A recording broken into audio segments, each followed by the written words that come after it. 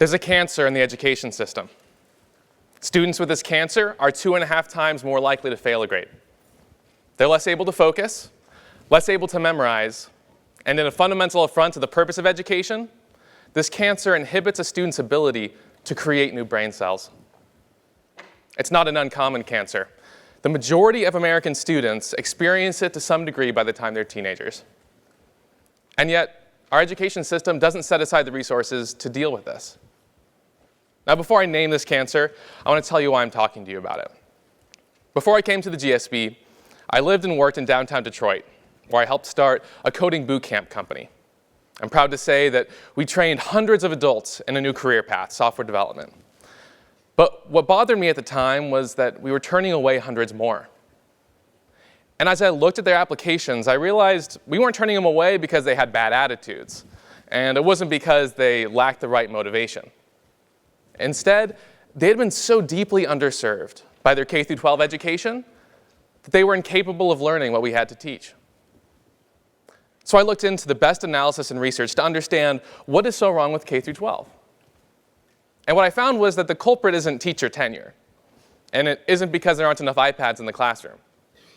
Instead, it's this cancer. It's called childhood trauma, and there are many different types. From having a parent in prison, to witnessing domestic violence in the home, to experiencing emotional neglect, to sexual abuse. But the common thread, the real definition of childhood trauma is this. It's the experience for a child, repeated over years, of their safest relationships undermined. The people and environments that should represent safety and security instead become dangerous and threatening. Now, the impact of this trauma is real. People who experience it are more likely to have heart disease, more likely to be depressed, more likely to commit suicide. But one of the most pervasive and yet least discussed impacts of this is its impact on learning. And to help us understand exactly what that might look like, let's think of a case study, a student named Sean. Let's say Sean's dad is in prison, and as a result, his mom works long hours to make up for that financial burden. When she comes home from work, she's exhausted and emotionally unavailable for Sean. Let's say Sean wakes up some mornings to an empty house. His mom's already gone to work, and he's left wondering if anyone is looking out for him. Now, as Sean experiences these things, his body responds in the same way that all of our bodies respond to stressful events. His breath gets short, his heart beats faster, and his brain, as it floods with adrenaline and cortisol, experiences a fight or flight response.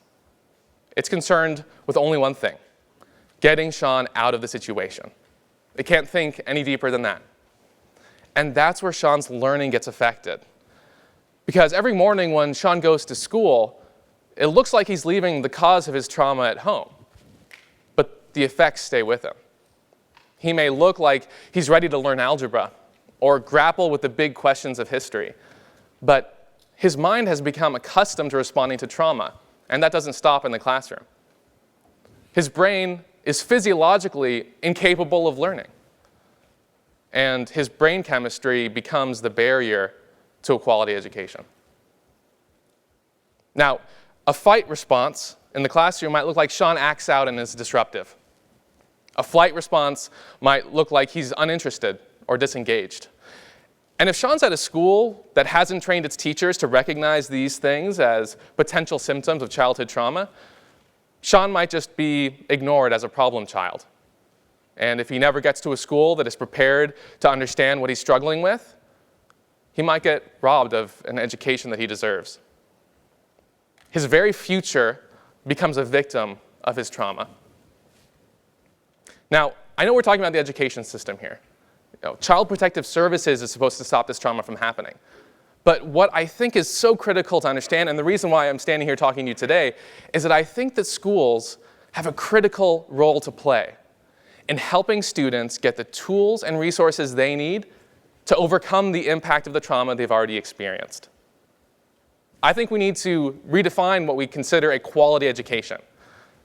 It's not enough to think of schools as simply transmitting information. I think schools need to prepare the minds of the students to absorb that knowledge.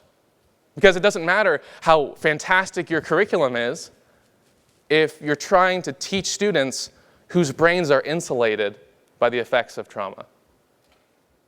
We should all care about this because we're all stakeholders in the education system. We're taxpayers who fund it. We're current or future employers who will hire the people who graduate from it. And many of us are current or future parents who are going to send our kids into it. Now, if we, as the stakeholders, exist in a society that is full of people who are robbed of their education, we shouldn't be okay with that. Now I realize that there's been a lot of doom and gloom so far. And I'm not a doom and gloom kind of guy. I have a lot of great things to share about 3 schools across this country that are doing meaningful things to address the impact of trauma.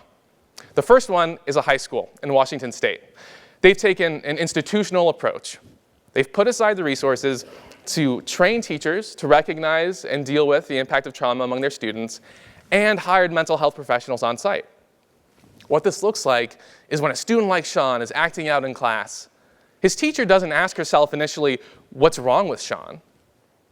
But what happened to him? And with that as the beginning of the conversation, Sean can start a journey of recovery, starting in the classroom and culminating in the office of that mental health professional on campus, helping him get through what he's experienced. Another great example is an elementary school in Texas called the Momentous Institute. They've addressed one particular symptom of childhood trauma, which is the inability to regulate your emotions. The way they've done that is they've turned to a trusty glitter ball. They've given every single student a plastic ball filled with water and glitter, and it holds the key to teaching students like Sean how to overcome his lack of emotional regulation. Because when he gets upset or angry, he's trained to first shake up that glitter ball and not respond to his emotion. As the glitter swirls around inside the ball, Sean thinks about what he's feeling and what the most productive way to respond to that is. Once that glitter has settled, so has he. And over the course of years, he learns how to overcome the emotions he's experiencing. And every day that might have been lost to emotions that are out of control are reclaimed by Sean. The final example is being developed right here at Stanford GSB. It's called Mindful K-12, and it's an app that allows a high school teacher to start a day with a mindfulness exercise. Now, in addition to all of the wonderful benefits of mindfulness, this activity, done on the phones of students, culminates in one question.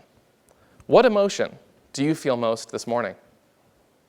The result is a roster for the teacher, every student and every emotion, so that when Sean has his head on his desk in the back of the classroom, his teacher knows that he reported feeling really sad this morning. And instead of telling him to shape up, she can walk beside him, ask what happened, and reclaim one more day of Sean's education. Our education system may have a cancer, but it's not a death sentence. There are meaningful things that schools across this country are doing to help students like Sean overcome the impact of their trauma. If we, as the stakeholders in the education system, can help these schools set aside the resources necessary to value their students' mental health as much as their test scores, then we could see some dramatic improvement. If all of us as the stakeholders can redefine how we consider quality education, then maybe we can help give Sean's and people like him all around this country their education back. Thank you.